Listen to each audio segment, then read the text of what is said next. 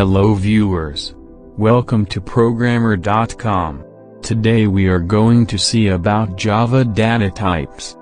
Let's first see about the different data types. Data types are divided into two groups. Primitive data types includes byte, short, int, long, float, double, boolean and char. Non-primitive data types, such as string, arrays and classes. Now, we will see about primitive data types. A primitive data type specifies the size and type of variable values, and it has no additional methods. There are 8 primitive data types in Java. Our first data type is byte. Its size is 1 byte and it stores whole numbers from -128 to 127. Our second data type is short. Its size is 2 bytes and it stores whole numbers from -32,768 to 32,767. Our third data type is int. Its size is 4 bytes and it stores whole numbers from -2 raised to 31 to 2 raised to 31-1. Our fourth data type is long. Its size is 8 bytes and it stores whole numbers from -2 raised to 63 to 2 raised to 63-1. Our fifth data type is float. Its size is 4 bytes and it stores fractional numbers, sufficient for storing 6 to 7 decimal digits.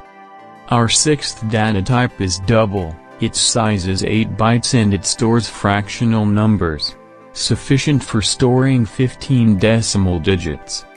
Our seventh data type is boolean. Its size is 1 bit and it stores true or false values.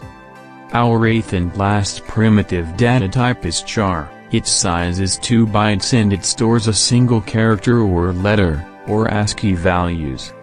And now, next data type is non-primitive data type. Non-primitive data types are called reference types because they refer to objects. The main difference between primitive and non-primitive data types are: 1. Primitive types are predefined, already defined, in Java. Non-primitive types are created by the programmer and is not defined by Java, except for string. 2. Non-primitive types can be used to call methods to perform certain operations, while primitive types cannot. 3. A primitive type has always a value, while non-primitive types can be null. 4. A primitive type starts with a lowercase letter, while non-primitive type starts with an uppercase letter. 5. The size of a primitive type depends on the data type, while non-primitive types have all the same size. Now, we will see an example of data types in a program. We have already seen how to declare the variable, so we are going to directly execute the program. If you have not seen the previous videos, then go watch it now. Now, first we will see what is in the program that we are going to execute.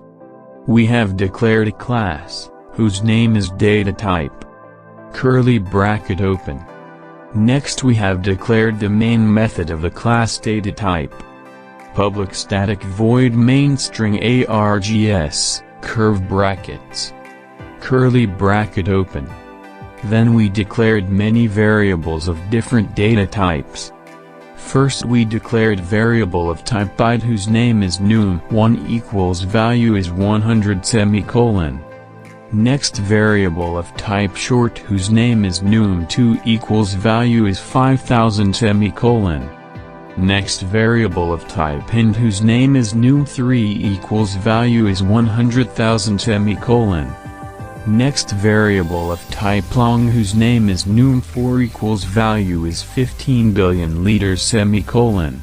You have to note one thing here: while assigning the value to data type long, we have to mention L at the end of the value. Next variable of type float whose name is num5 equals value is 5.75f semicolon.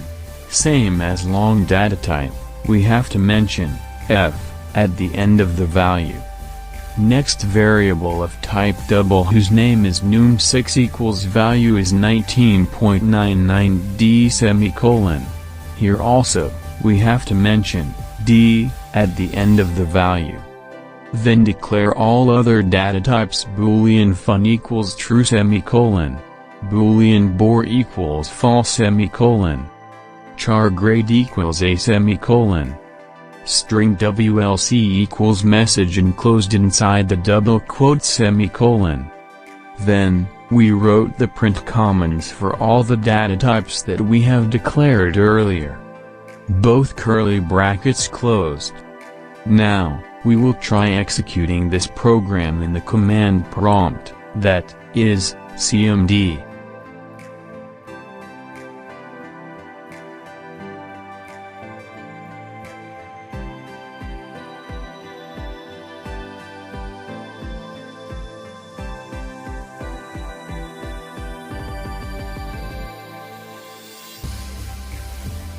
We have successfully executed the program.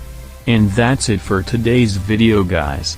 I hope you all understood the topic, and if you like the video then hit the like button, and if you are new to the channel then don't forget to subscribe the channel. Till the next video, stay tuned, stay safe. It's KK signing off from Programmer.com. Empowering the internet generation. Tata, bye bye.